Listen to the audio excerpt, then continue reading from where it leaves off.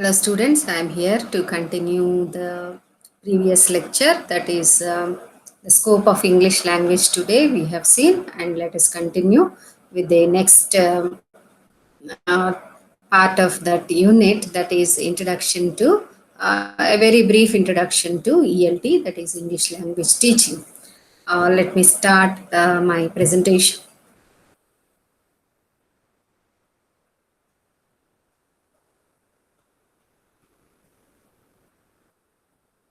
So I hope you can see my screen now. So um, you all know that English language teaching is not a new thing yet. How to teach and the different ways to teach, and in this contemporary scenario where English language communication skills are being,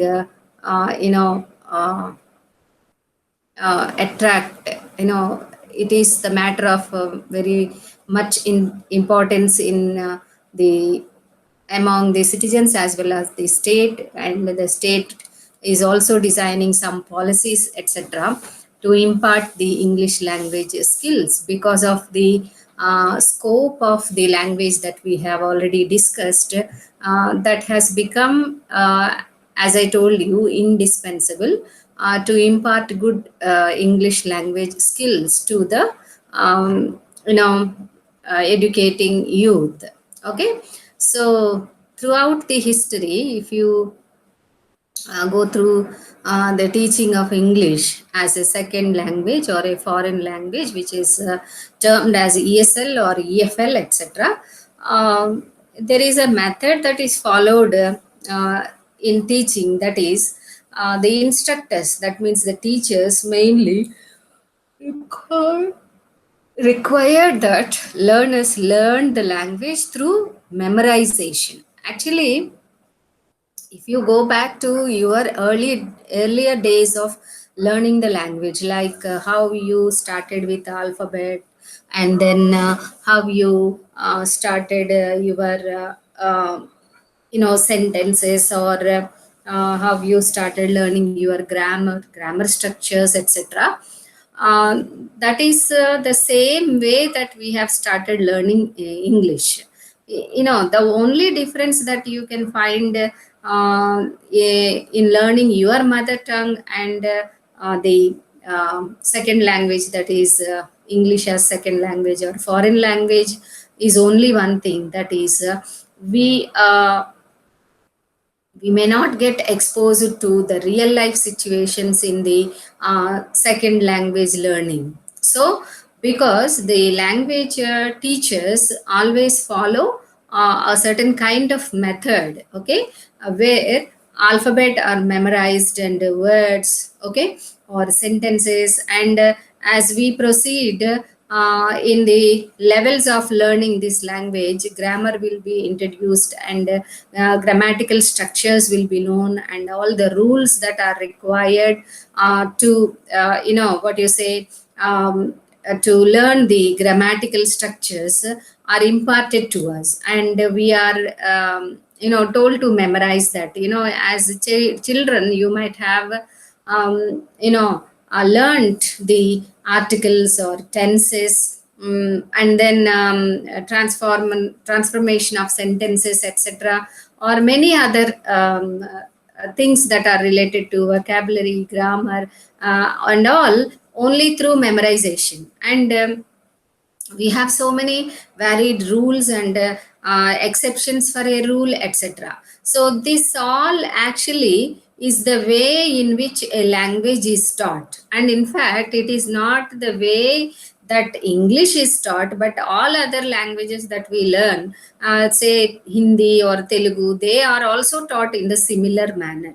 But one thing is missing here, that if it is Telugu, you will learn the structures through a method of memorization and repetition, etc., in the classroom. And out of the classroom, you will face the real life situations where you will use this language, I mean Telugu, for other purposes of communication. But whereas while learning the English as a second language or foreign language, you all know that this exposure to the real life situations is missing. So how far the method of memorization and repetition, or knowing some rules of grammar, etc., is helping to us.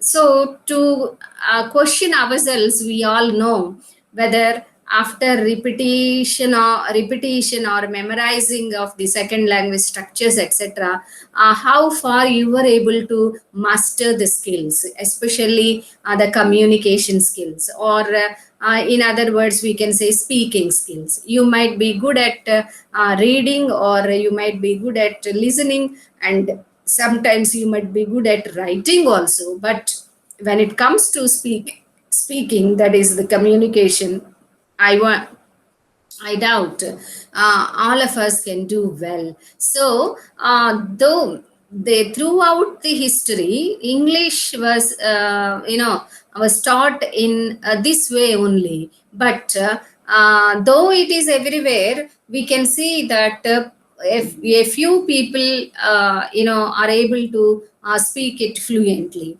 and that is why actually. Um,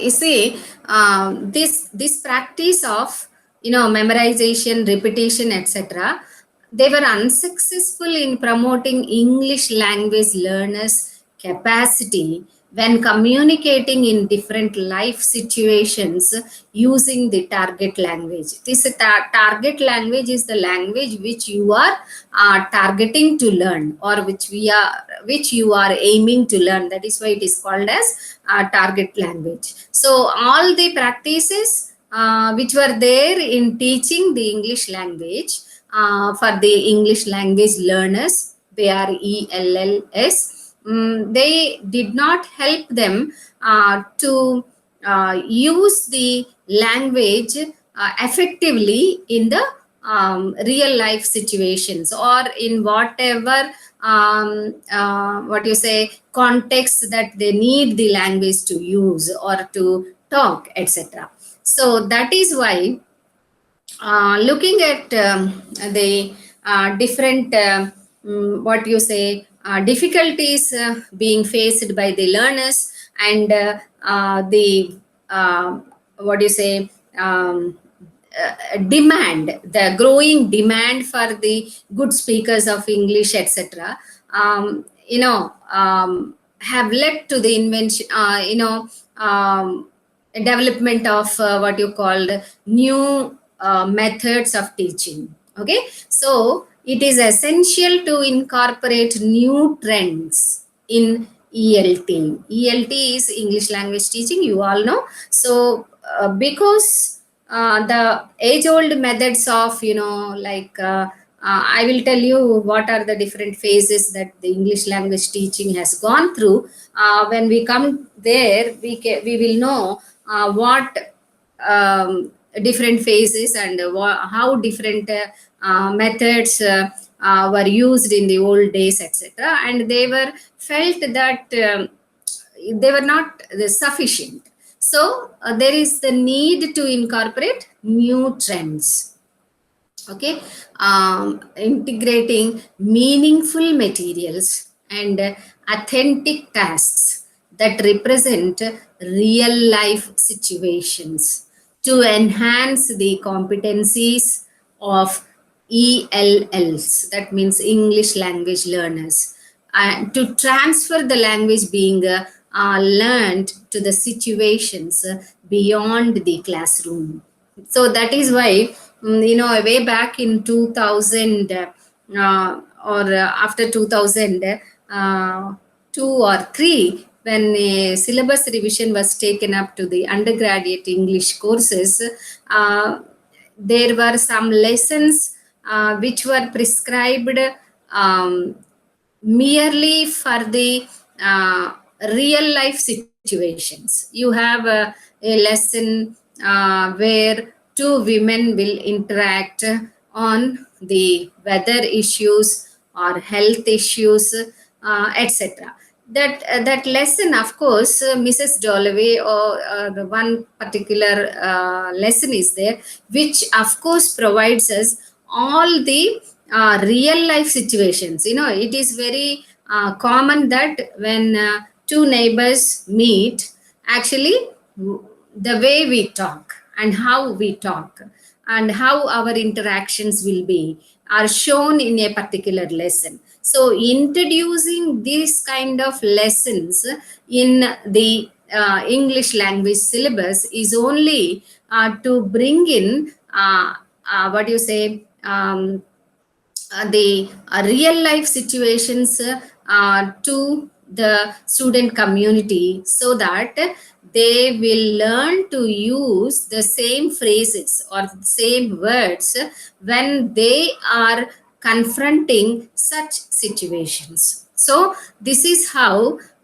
usually in English language teaching, it was integrated with meaningful materials, materials of, materials which are like textbooks or different lessons, etc., or CDs or audio files or video files, etc., and different tasks.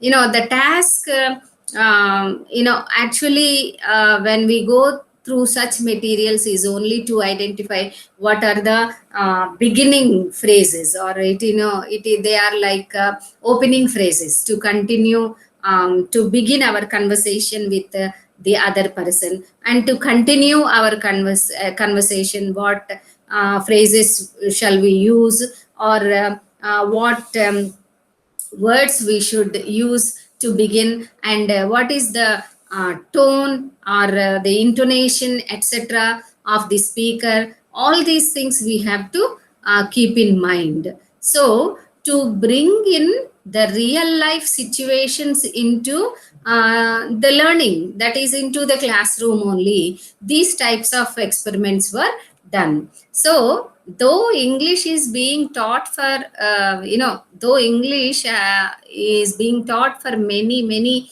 years, or for centuries together, we know, in spite of the demand for English teachers or English speaking persons, we know how far in our country, the foreign, what you call, the those people who learn English as a foreign language are successful at their communicative skills. That is why, from day to day, okay, there was focus upon developing different materials for giving effective, what you say, language skills, etc. So here,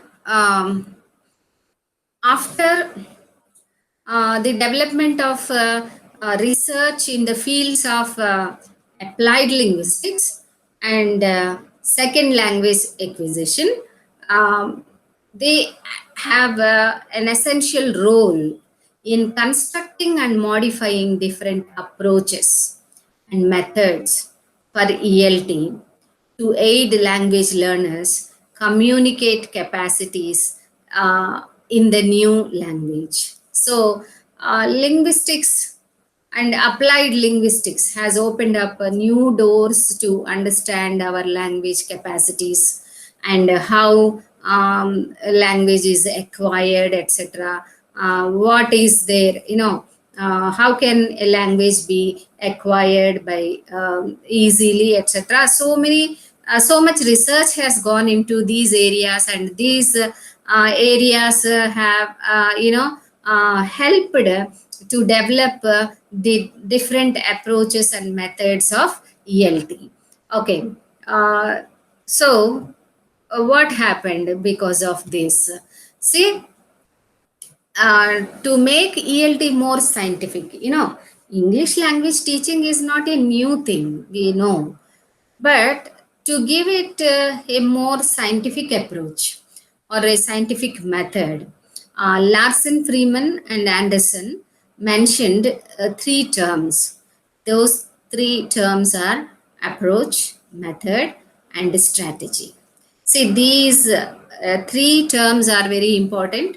To understand these terms is very important because they will be recurring in your a paper of ELT. So, the term approach refers to fundamental philosophies and theories about the nature of language.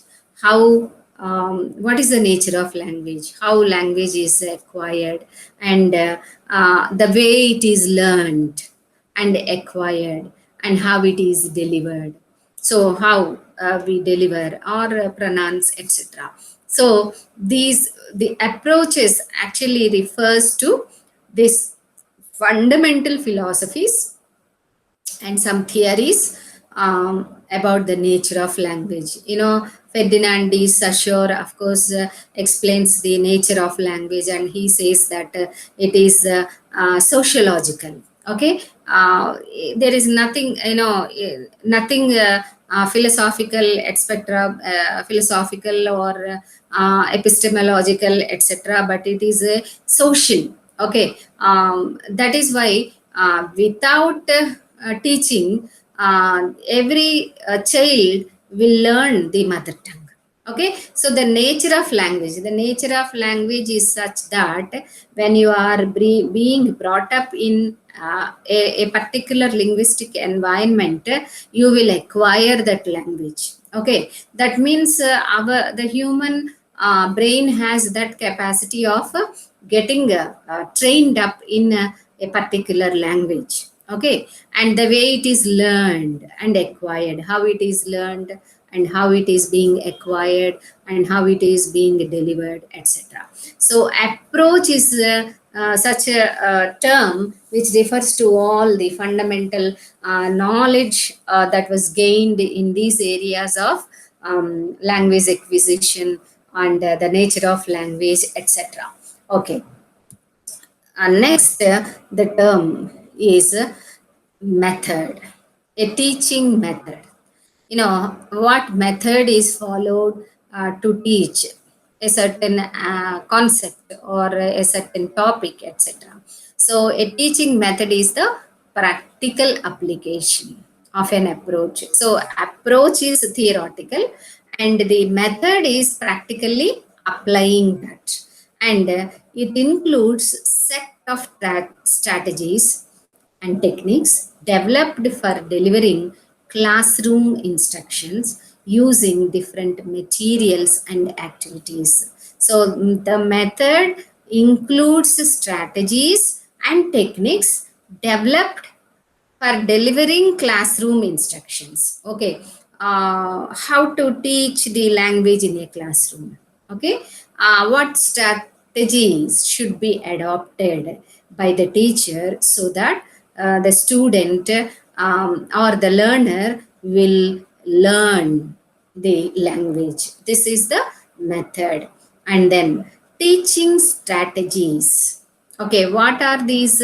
These are the subsets of method which are formed by sequences of techniques, that means activities that teachers use when designing their lesson plan to accomplish certain goals. So the goal of the teacher is to make the learner to be actively participating and learn whatever is being taught. So to that extent, the teacher will have uh, you know um, some techniques or some activities they that teachers use when designing their lesson plan. So how to impart a particular concept into the minds of the learners, etc. To do that, a teacher can of course formulate methods, some subsets of methods by using some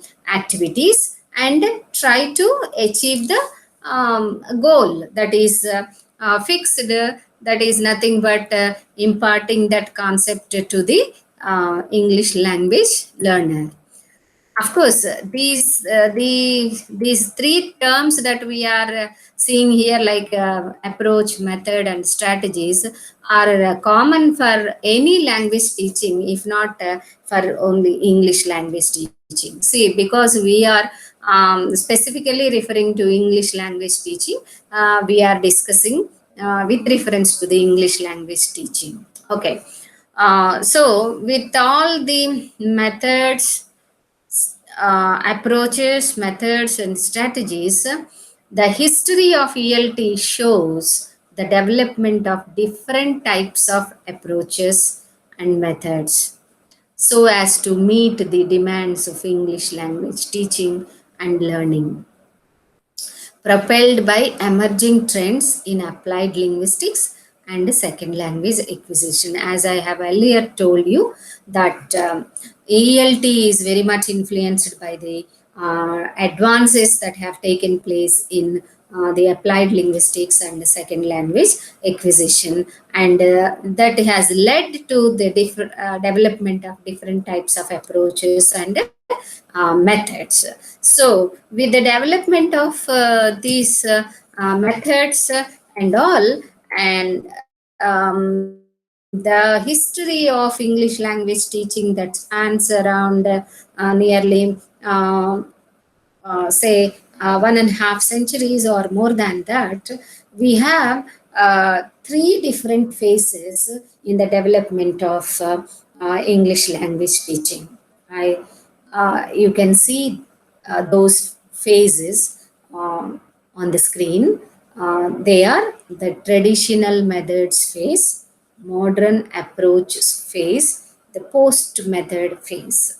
Okay, the traditional methods phase, what is it? At the beginning, at the very beginning of the development of ELT, there were some methods that were taken up and used for imparting English language teaching. So, the first phase, so it is based on multiple instructional approaches and methods. The first phase has no definite what you say approach or method. There are many, and some are grammar translation method to teach the rules of grammar and let the students do the translation from one particular language to the other, so that they will try to grasp the sentence structure along with vocabulary and also the grammar part. Okay. And the next one is the direct method, which is also called the natural method, and then the audiolingual method, the community language teaching approach, and the total physical response approach, also called as the comprehension approach. Um, these, you know, um, as we proceed in our lectures in this paper, we have to go through each and every method, like a grammar translation method, direct method, and other methods in a detailed manner, because all of these can be asked as a short answer questions for you. Whereas this topic, as a brief introduction to the development of ELT, etc., is an essay question for you. So, each of these methods that we have just now touched upon, like grammar translation, direct method, audiovisual, etc., they have emerged subsequently as a reaction to a previously unsuccessful method. Say, for example, first there is a grammar translation method. After teaching through this method, instructors or teachers might have felt that this is not so effective on imparting the English language skills. So they have come up with another method, which is the direct method. And some after the direct method, they felt that it is also not sufficient. So they have come to the other method, that is like audiovisual method, etc. So all these methods have emerged subsequently, one after the other, one after the other, as a reaction to a previously unsuccessful method. So one method is used, and after using it for a certain period they think that it is not successful, it is not enough, it is not up meeting the needs of all the English language learners. So that is why they try to invent develop some new method as well as a way to meet and fulfill particular demands regarding language teaching and learning. So a method after method were developed. A method after method was developed only to meet the particular demands regarding the language teaching and learning activities. Okay, so the second phase, of course, brought a modern approach. So second phase is the modern phase, and in this we have the advent of modern approaches to meet current demands of ELT. So as there was a growing demand for ELT, actually the second phase we have seen modern approaches to help the language learners to communicate the language learned in the classroom effectively and to use it in the real situations beyond the classroom settings. So previously it is the direct method or grammar translation method is confined to the classroom activities only, but now with the second phase it approached upon the real life situations, so that whatever is learned in the classroom should be applied to the real life situations, and the English language learners should be able to master the use of language beyond the classroom situations. It was the aim of all the ELT professionals during this second phase. And then this second phase, this is the modern approach, is also known as communicative approach. See, in the approach itself, the significance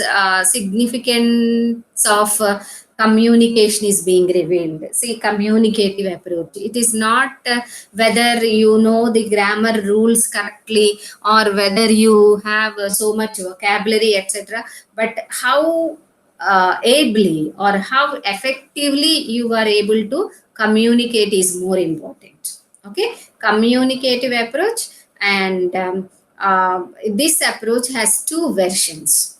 One is the weak version and the other is the strong version. And the weak version is that teaches English through current subjects, that is content based language teaching.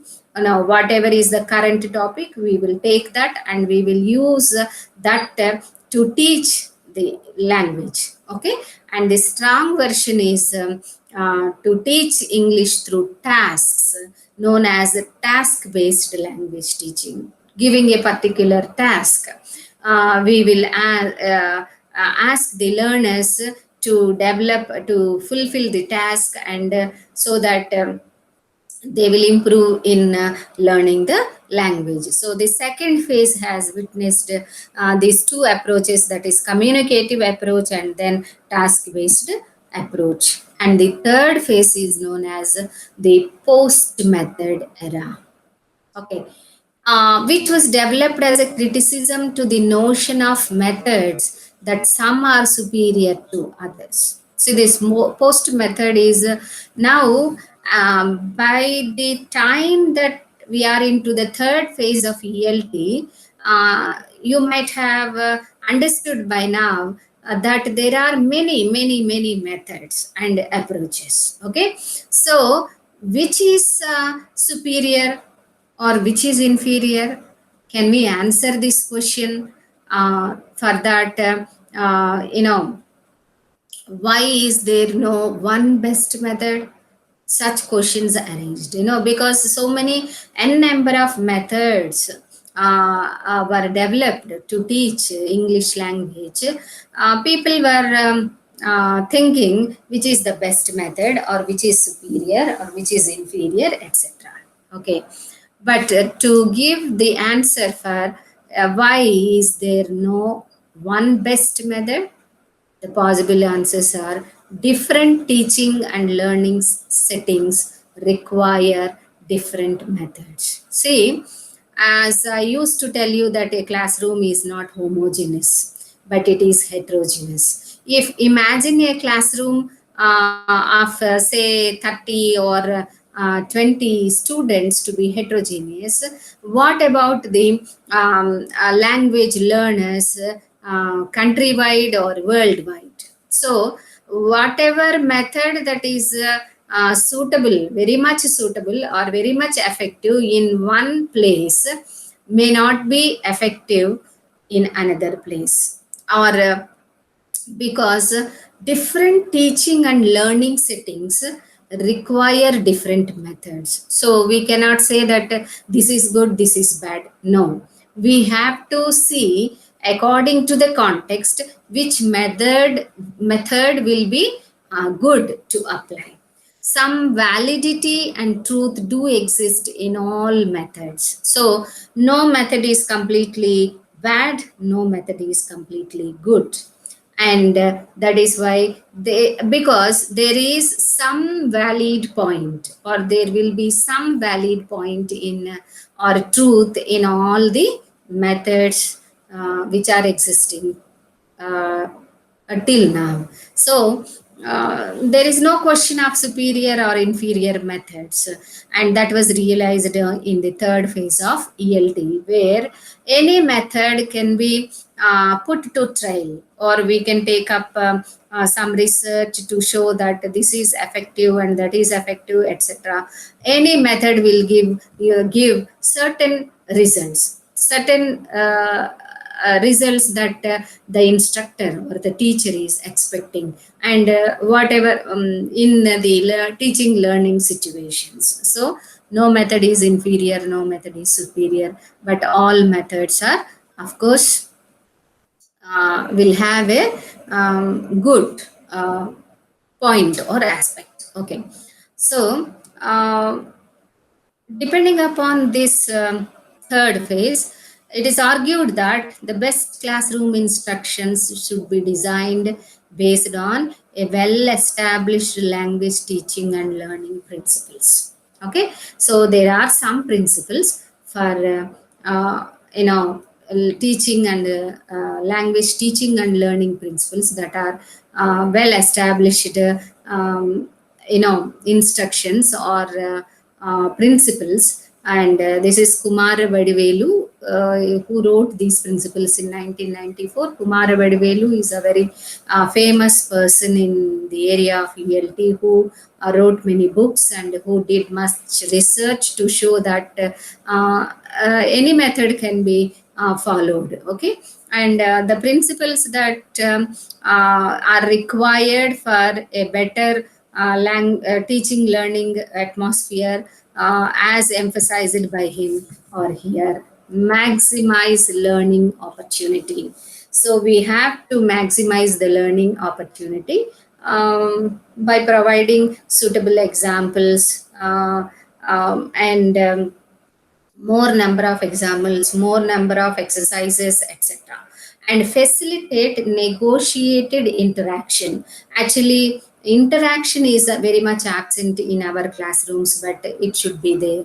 So the instructor or the language teacher should facilitate the students for the interaction and minimize perceptual mismatches.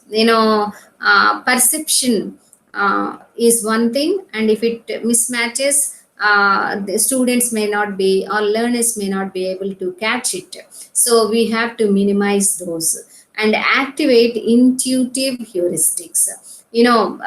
Students, learners should try to apply their intuition and learn. Okay, and foster language awareness.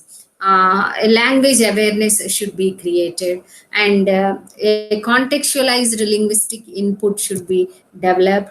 integrate language skills. So all language skills should be integrated, and we have to teach them. Promote learner autonomy. So learners should be given some autonomy. The giving autonomy is, if in a classroom, if we are trying to teach the writing skills, we they the instructor need not give a single topic to test their writing skills. Rather, the teacher or the instructor can say that, write write a few lines or develop a paragraph upon your interested area, or say your favorite cinema, your favorite hero, or your favorite food, or your favorite place that you have visited recently, or your favorite your best friend, or your best teacher, etc. So to we have to promote this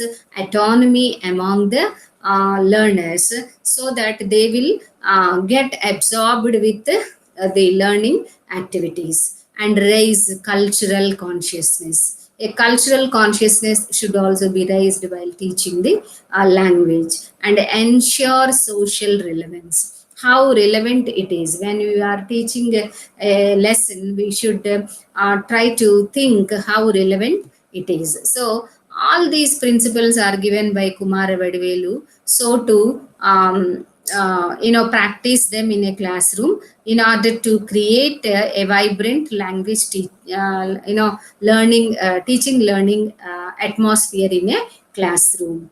And then implementation of these principles, of course, are essential in today's classroom instruction, and practices and should receive attention from English language teachers, especially in EFL contexts, where target language interaction outside the classroom is very limited. So, Avadivelu says that implementing of these principles is very important in today's classroom instruction, and where especially English is being taught as a foreign language, and where the target learners, of course, should develop an interaction outside the classroom, and of course their uh, you know the the learners interaction outside the classroom is very limited.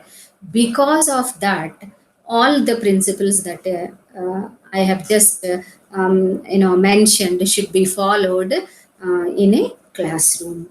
And I have one important reference for you, that is a history of English language teaching by Anthony Howard.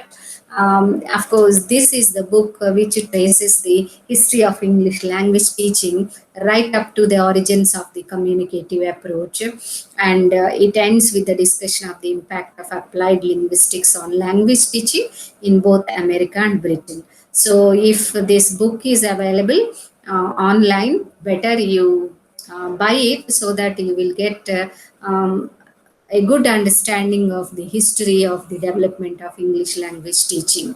So, with this, I will stop sharing my screen, and I'll close my lecture here. I hope you will go through the lectures again and again. I wish you all the best.